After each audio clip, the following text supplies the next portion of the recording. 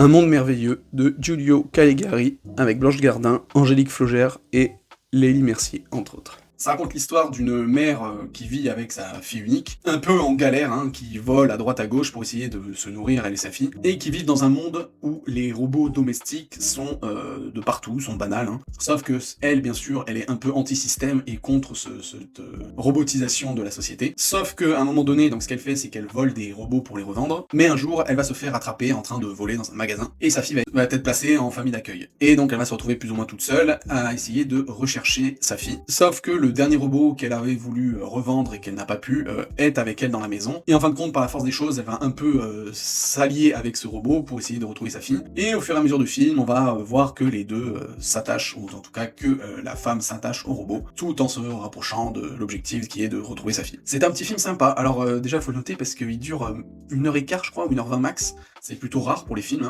Alors à part Quentin Dupieux qui fait des films d'1h10, généralement c'est plutôt 1h30, les films les plus courts. Et franchement tant mieux, parce que vraiment le film n'a absolument pas besoin de plus de minutes. Je trouve que c'est sympa de faire un film, je sais pas si on peut appeler ça de science-fiction ou d'anticipation, parce que tout reste totalement normal, dans la vie normale, ce film, mais il y a ce côté-là avec les robots qui sont un peu partout. Et je trouve ça quand même intéressant de voir comment ils traitent la chose. Je trouve que Blanche Gardin, elle joue très très bien, elle est vraiment très crédible dans le rôle. Et je trouve que c'est assez juste aussi sa relation qu'elle a avec le robot, dans le fait qu'elle les aime pas et comment elle évolue après jusqu'à apprécier en tout cas ce robot-là. Après voilà, le film il va pas vous transporter dans les émotions, tout ça.